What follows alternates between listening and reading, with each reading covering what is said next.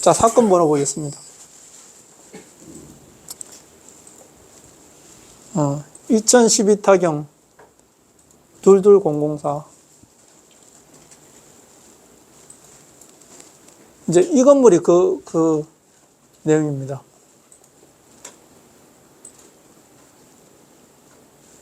여러분들 좋아하는 의사 선생님이 두 분이나 계신 건물. 예. 이 보시면 12년도 사건인데요. 그때 당시 감정가가 43억이었어요. 예. 이 건물이 지어지는 거는 뭐 60억이 넘는다 하더라도 법원에서는 경매가 시작되면 이제 감정평가를 하게 되는데 그 감정평가 금액이 43억이에요. 그런데 이 건물입니다. 이 큰 건물 사이에 있는 이 건물인데, 여기 보시면은 이제 건평이 886. 그럼 886 나누기 7층 하면은 몇 평쯤 되겠습니까? 한 층당 126평 되겠네요. 그죠? 그런데 이 건물에 1층에 보면 옷가게가 있고 2층에 중앙방사선가가 있고 3층에 성형외과가 있습니다. 그리고 4, 5, 6층에 상조회사가 있고 7층에 주차장이 있고 8층에 옥상 주차장이 있어요. 승용차만 올라갈 수 있습니다. 그런데 이 건물이 가보면 유축권이 붙어 있고 허위 유축권이죠. 신협에서 공동 그거로 36억이 있어요. 근데 제가 이걸 채권으로 18억에 낙찰받았잖아요. 여기 보시면은 1층에 옷가게가 있었고 3층에 성형외과가 있었고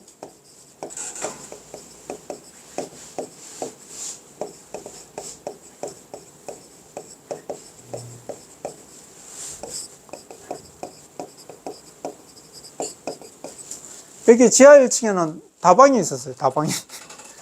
근데 그때 당시에 가보니까 다방은 문 닫았고 이게 옷가게, 중앙방사선가, 성형외과, 상조회사, 이게 주차장으로 이렇게 돼 있었습니다. 근데 이게 감정가가 43억인데 제가 이거 낙찰 얼마 받았죠? 18.5억 받았습니다. 대출을 얼마 받았냐? 유치권 우리가 해결하는데 탁월한 능력이 있다고 했죠. 여러분들 경매에 넘어가면요, 유치권을 너무 겁먹지 마세요. 90%가 허위입니다. 90%가. 그런데 우리나라 경매 단점이 뭔지 압니까? 내가 예를 들어서 이 건물주인데, 내가 건물주예요. 그런데 얼마라도 세를 더 받아가고 싶고, 얼마라도 내가 이걸 소유권을 더 가지고 있고 싶어. 그러면은 내 친구하고 짜가지고, 야, 뭐 친구 중에 건설회사 아니면 인테리어 업자 뭐 있을 수 있지 않습니까? 아니면 소개를 받든지. 그래, 가짜 차용증을 적는 거예요. 가짜 차용증을 적고, 이제 이거 니 내한테 얼마 받을 거 있다 해라. 그래갖고 써가지고 써주면은 이 사람들이 유치권을 신고하는 거예요. 경매가 진행된 다음에. 그러면은 예를 들어서 내 친구 이름이 예를 들어 철수다. 실제로 철수가 있어요. 근데 철수가, 야, 철수야, 내가 이 건물인데 경매 넘어가게 됐다. 이거 네가 내한테 돈 10억 받을 거 있다 해라. 이래갖고 차용증을 적어주면 철수가 철수 인테리어 하면서 유치권 신고를 하잖아요. 그러면 유치권 신고 내역에 철수 인테리어 유치권 10억, 차후 자료는 차후에 제출하겠습니다. 이렇게 간단하게 적어가지고 올리면은 접수가 돼요. 이게 문제예요. 우리나라 법원에. 일단 이런 차용증 요구하고 가짜 서류잖아요. 만들어가지고 유치권 신고를 하면은 이거 접수를 받아들여 준다니까요, 법원에서. 그러면은 이게 10억이 딱 떠요. 그리고 가보면 현장에 유치권 붙어 있어요. 그래갖고 얼마 이거 소유자하고 협상 안 보면은 이제 낙찰자 이거 유입해야 된다. 이거 내가 이거 10억 받을 돈 있는데 이걸 뭐 협상을 하든지 돈을 다 주든지 해야 된다. 이러면 사람들이 겁을 먹어요. 그런데 우리는 이게 실제적인 파악을 하죠. 해결할 수 있냐 없냐. 그런데 좀 전에 은행에 36억 있었죠. 1순위. 이 부실이 넘어가면은 은행 지점에서 3개월 가지고 있다가 본점으로 넘어간다 했잖아요. 본점에서 3개월 가지고 있다가 해결이 안 되면은 경매를 진행하면서 은행 채권팀에서 이거 유치권 보존제 소송을 합니다. 예. 소송을 하면 한 1년 가다가 판결 받잖아요. 판결 받으면은 이게 승소 판결을 받아요.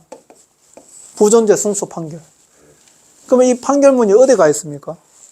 은행에 가 있어요. 근데 은행에서 유동화로 넘어가게 되면은 유동화회사에서 모든 자료를 가지고 옵니다. 우리가 유동화회사와 계약하면서 다시 모든 자료를 가지고 와요. 그럼 거기에 우리 보충만 해가지고 서류를 만들어서 제출하면은 대출이 나오는 거예요. 네.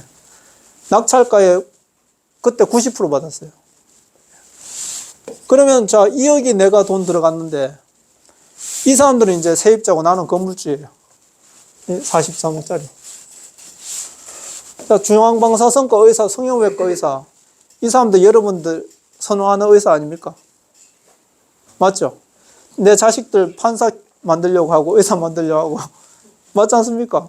근데 이분들이 여기 인테리어 하는데 6억이 들었어요. 126평, 한 층에 126평 인테리어 하는데 싸게 들었죠. 지금 같으면 5억이 넘어요. 인테리어, 병원으로 인테리어를 하려면.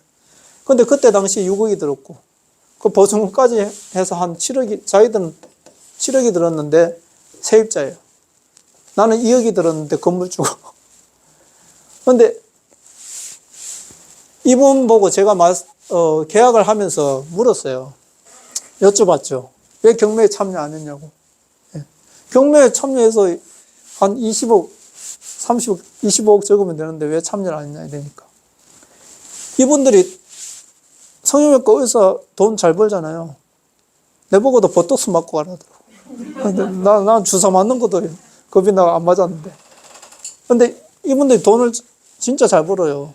몇만 원짜리 갖고 몇십만 원 받고 10배, 20배 벌잖아요. 근데 이분들이 얘기를 하는데 이걸 돈을 벌어가지고 자기들이 이제 의사나 판사나 단점이 뭡니까? 계속 붙어 있어야 돼요. 법원에 붙어 있어야 되고 병원에 붙어 있어야 되고 그러다 보니까 노동으로 해서 수익을 버는 거죠. 그러니까 이제 공부를 열심히 해가지고 하다 하니까 돈을 많이 벌긴 버는데 계속 거기 붙어 있어요. 예.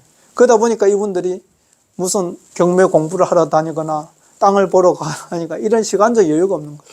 주말에는 뭐 해야 돼요?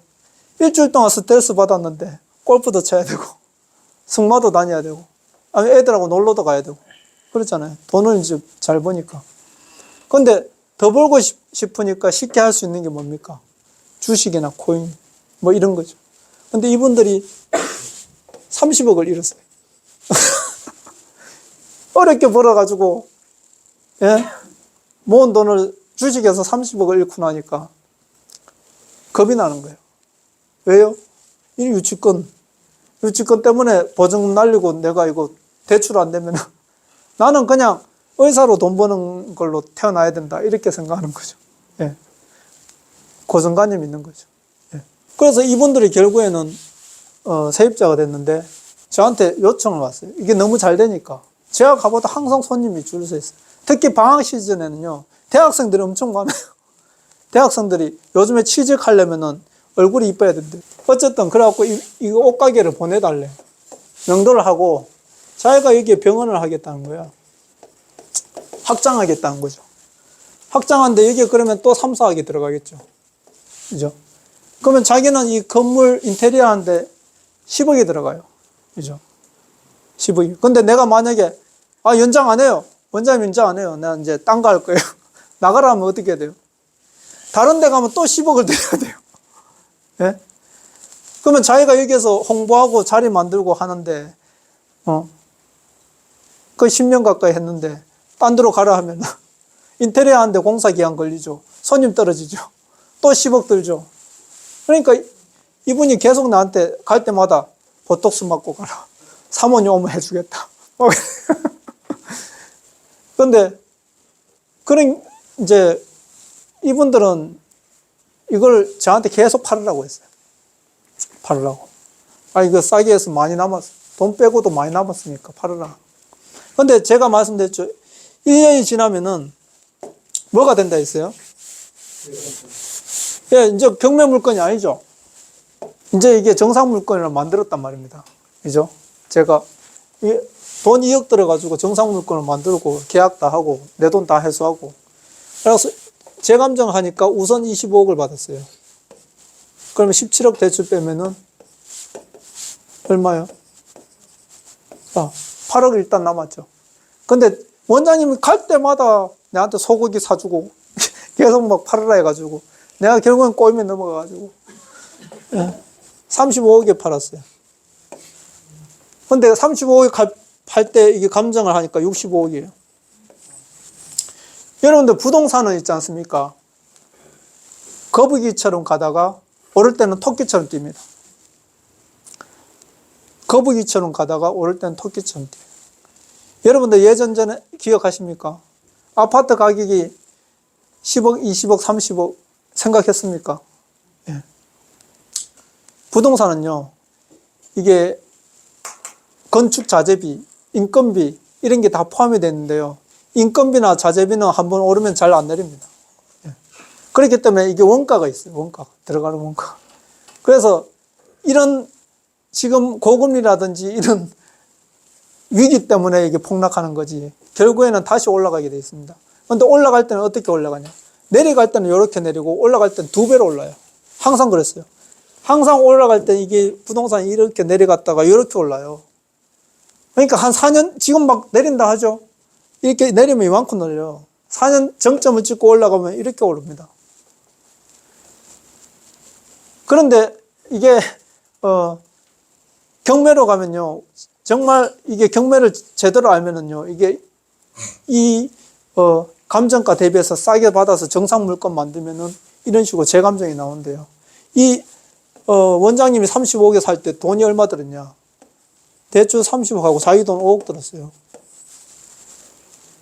예.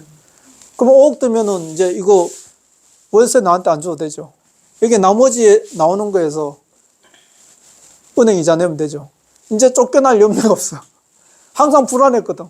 내가 나가라 하면은 또 10억을 어딘가 인테리어를 해야 돼. 자기가 살려고 하면 돈이 50억 넘어야 돼. 예. 항상 부담이었는데 내가 35억에 팔아주니까 얼마나 고맙겠어요. 그때 당시 감정가가 경매 감정 43억에서 65억이 됐다는 거죠. 예. 그러니까 30억 대출 나왔고 5억 들고 인수되는 거예요. 그러면 저는 35억에서 기존 대출 25억 빼면은 얼마가 남아요? 또 10억이 남죠. 그래서 이제 이게 1000%가 넘은 물건이에요. 근데 이건 특수물건도 아닙니다. 특수물건 같은 경우에 제가 말씀드렸잖아요. 이게 한 7억 들어가갖고 MPL 하면 10억 다시 돌려받고 150억 버는 것도 있습니다. 저희들이 내년에 이제 실행을 할 겁니다. 예. 그래서 여러분들 이게 시점이 14개월 정도 이제 걸리고 뭐 재감정 대출이 한두 달 늦고 이런 차이는 있어도 확실한 거는 이런 식으로 됩니다. 예.